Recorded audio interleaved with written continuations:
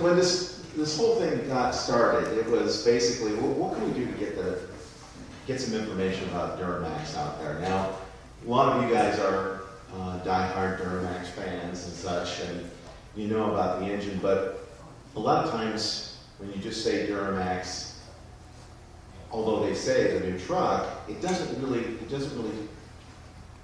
tell you guys everything that goes into this engine and everything that we've done at Gale Banks Engineering with it.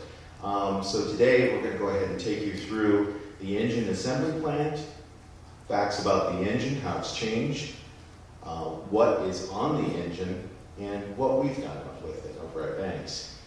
What I want to talk to you today about is basically what makes DMAX different and how we're contributing, and some of the key processes that we have in the plant that allow us to produce a world-class product. DMAX itself is a joint venture between General Motors and Isuzu. The majority partner is General Motors at 60%, and that was changed, I believe it was 2007, October. It was a reverse of that. It was Isuzu 60% and then General Motors 40, but through negotiations in general, I don't know the reasons, but it's a successful product, and it's key to General Motors' business strategy going forward. So the ownership or the majority partner is now General Motors, and so again, that helps us because we're able to benefit from using or picking from both sides of that. You have the Japanese culture and Isuzu and how they are. I've seen some of their processes, and they're really good at process control and really picking out details of the processes and optimizing. General Motors, of course, has some of the best practices for manufacturing. So again, we get to look at both of those and pull in what's best for us. So the culture at DMAX is a little different because we're not exactly Isuzu and we're not exactly General Motors, but so we've pulled what we feel are the best practices from both, and it has resulted in making us a very good manufacturer. We have a good product to start with, but the people put their heart and souls into it, and so that's one of the things that makes a difference. So now let's get into the nuts and bolts of the processes that we use. Again, this is just going to talk about a few of the processes that we use online. We're currently working with the Banks team on determining what the final content is of the engine and everything, but the processes that we know that we want to make sure that we have included in the Banks product too.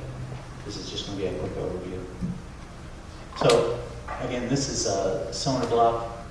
Just wanted to highlight, it's just a quick picture of it, but we have a proprietary hardening process in the ring reversal area. It's the only plant in the United States that uses this process, and I'm not going to talk about any details, obviously, but it's for our durability and to help increase the durability and reliability of the engine. And we had, at our 10-year anniversary, we did have an engine that was displayed that had 1 million miles on it. And I don't have pictures of it, but it was pretty impressive how the components wore very nicely. And so we were quite impressed with it. Everybody who saw it was quite impressed with it.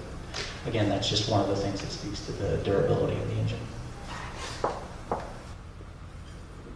The 1 million mile engine was mentioned a while ago, and I was there when that thing was torn down, and it was amazing.